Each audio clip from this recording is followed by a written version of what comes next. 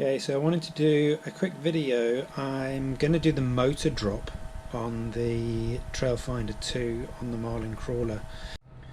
Righty ho, this is the Marlin Crawler Trailfinder 2 chassis. It's rigged up fairly ready to go with a battery in it. I wanted to document the difference between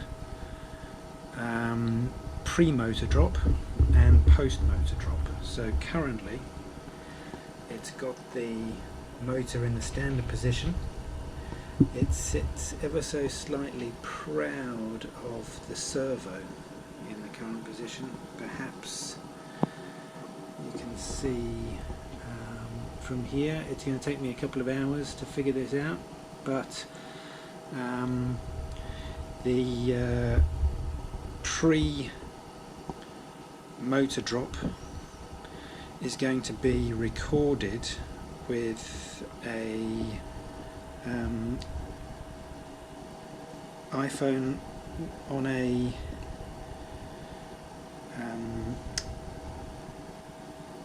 protractor.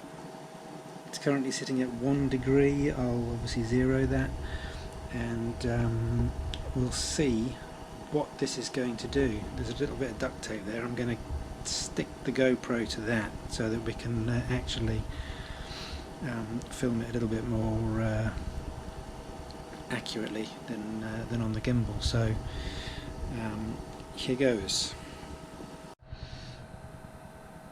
Okay, so the Marlin Crawler is all set up here as it was. I can't zero that 1 degree for some reason. My table's obviously not flat. But what I'm going to do is I'm going to lift the board and see when the Marlin Crawler starts to slip, and see what that angle is, so that we get some sort of idea of side hilling. So at the moment we've got 38, 39, 40, 41, 42, 43, 44. It's just tipped at 45 degrees. Try and get the wheel in there.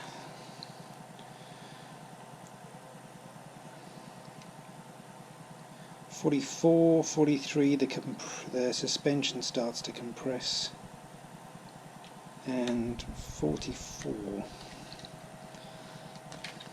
Let's try that one more time. 44, and it goes. Okay, so I'm just documenting what I'm doing for the motor drop. I'm going to start by just taking the servo off to give us some space.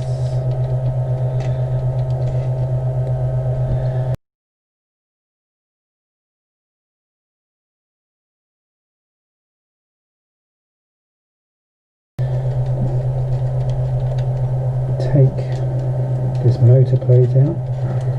I think this is going to have to be modified quite a bit by the looks of it.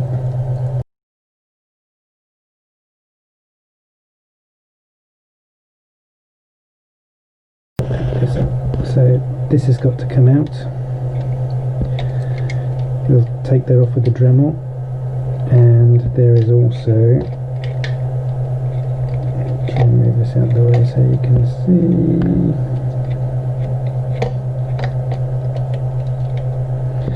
There is also this cross member that mounts the servo. I think this is going to have to be cut round about here so that the servo can still mount, and we'll leave a little piece on there so that we can make the shock hoop. So just to be a little bit more clear, that needs to go, that needs to go, and that needs to come out. So this is coming out, and this is coming off as well. This motor mount is going to have to be trimmed. I think that's going to have to come off as well. The motor will only have 3 mounts, but I think with some Loctite and making sure it's all done, I think it'll be okay. Lastly,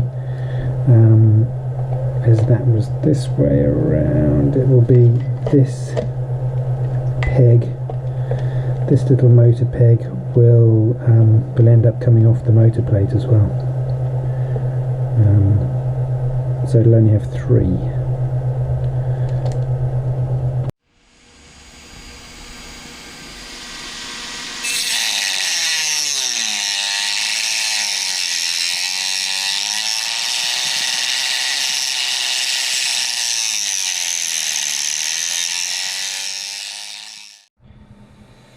Okay, so just to recap on what I've actually cut, if you can remember, this piece was coming across with a servo to mount the servo back on, and it was all actually one piece. Here. So I've cut this nib off just on the end so that the shock hoop, which you'll be able to see here, one of the shock hoop mounting screws mounted into the back of that, so I've kept this tiny little piece just because it's a really nice flush fit on the back. This piece will be kept for spares, and this is the piece on the other side that will mount the servo to. And again, similarly to here, for the shock mount, it's exactly the same on the other side, where this will be. Okay, so I just wanted to point something out. Something that I marked up a little bit earlier in the video was actually slightly incorrect. So now you can see that with this bar cut here, it's flush to the chassis on this side. Just move that out of the way. And the motor mount. This is a bit fiddly, so bear with me. What we're essentially doing is taking the motor from this position and turning it through so that it will mount further down. So that is how it's going to install. Now, because of that, we actually have this area of the motor plate here that is going to be too long and it will hit the chassis. But there's also what looks like part of this motor backing plate actually on the motor side. Hopefully this might pick it up. You can actually see that it's in silver where I've marked out where it needs to come out, because it looks like that's going to hit the chassis rail as well. So I'm going to take this apart, cut it in the workshop so it'll be a lot easier, and hopefully the next video will be this mounted up. Okay, so we now have the moment of truth. I've mounted everything up, Loctited everything, checked the pinion and spur to make sure that they're flowing nicely, or at least turning nicely. And it's a case of popping it back into the truck now.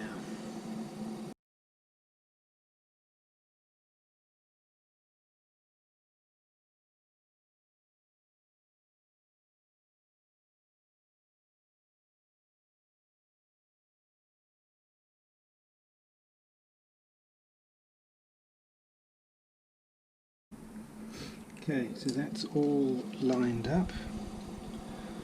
All that really needs to be done now is we need to start buttoning things together. And the screws all over the place. So I'll try and do a bit of a time lapse with this, I think, because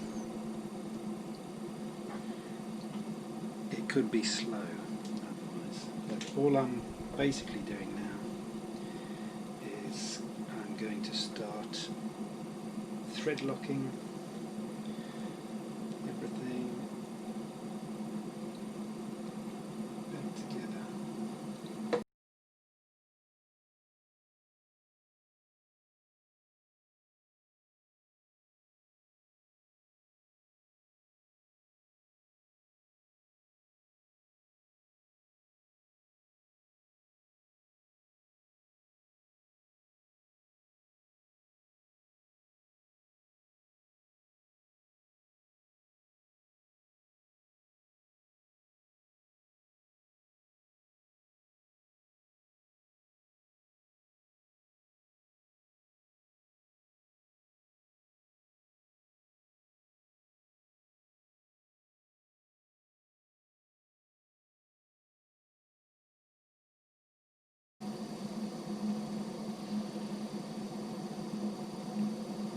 One of the final pieces is this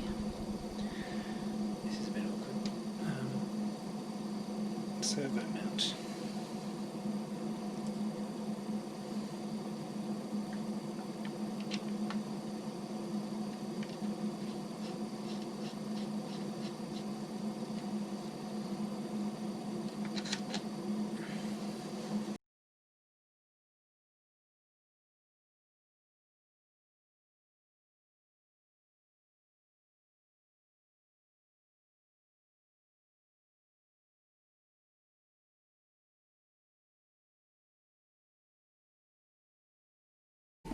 Okay, okie dokie, so we have now finished, and just to give you an idea of how low the motor now sits, it is very low. Try and see it through the bumper there. It's very low, which I'm quite happy about. It was tedious. It was a bit of a pain in the neck. I can't deny that. Hopefully, it makes a difference. But I'm going to do the test on the board. I think we had 43, 44 degrees last time. I could be wrong, but I honestly don't think it's going to make that much difference.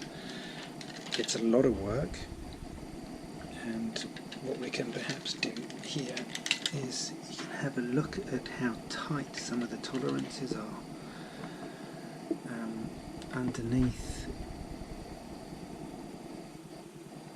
there's the suspension linkage, the steering link bar, which has an awfully tight tolerance. And also we have at the front the servo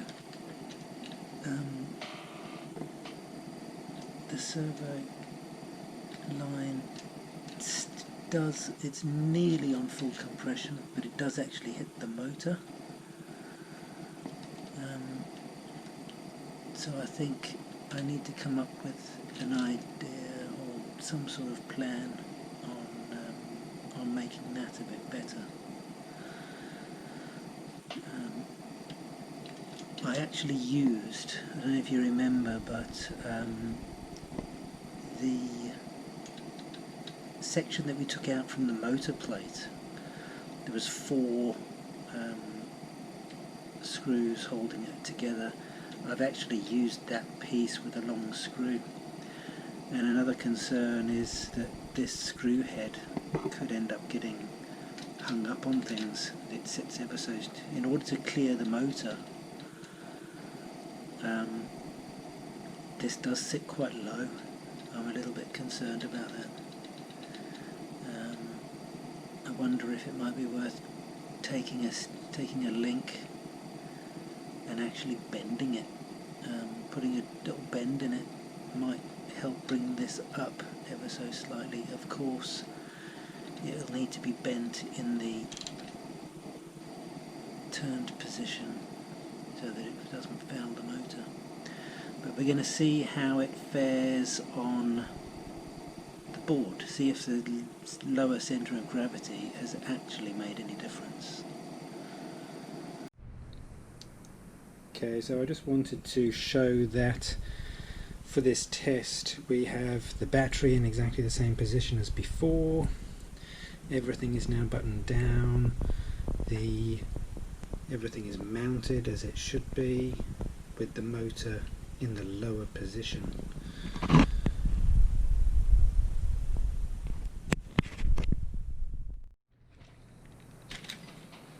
Okay, so I've got the board all set up, same as last time. Hopefully you can see from this image that it's still set here at 1 degree, same as what it was last time. And with the tyre just in view, we're going to see if there's any difference. The motor is considerably lower, but whether it's actually made a difference or not, it will remain to be seen. So I think we had about 43, 44 last time. 43, 44, 45, 46, 46, and it's still holding. 46, can't go much more than 46.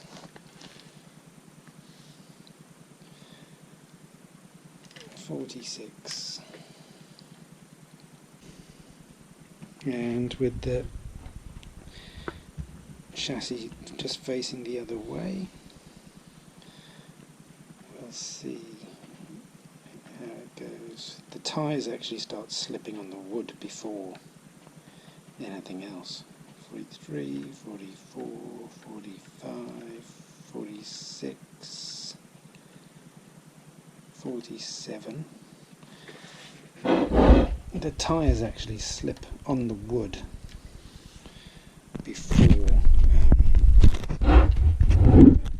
before the chassis starts to roll over. 44, 45, 46, 46, 46, 40,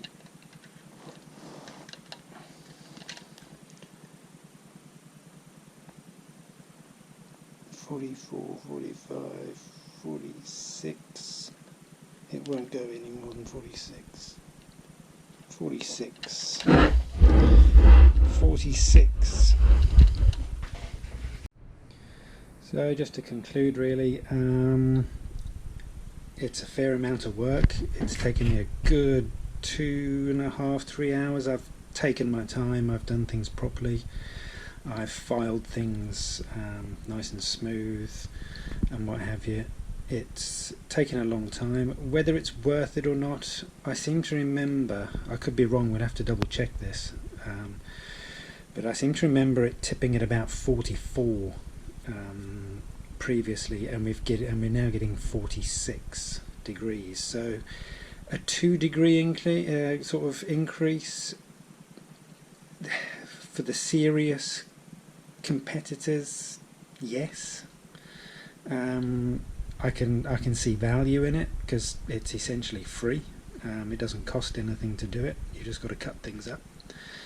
For me, who's not particularly competitive, in hindsight, it's nice to have now, but I don't think, if I knew then what I know now, I'm not sure I would have gone to all the trouble. 44 degrees to 46 degrees obviously makes a difference, and And I guess if you've got a couple of hours to kill and you want a little bit more performance from your truck, then go for it. Thanks for watching.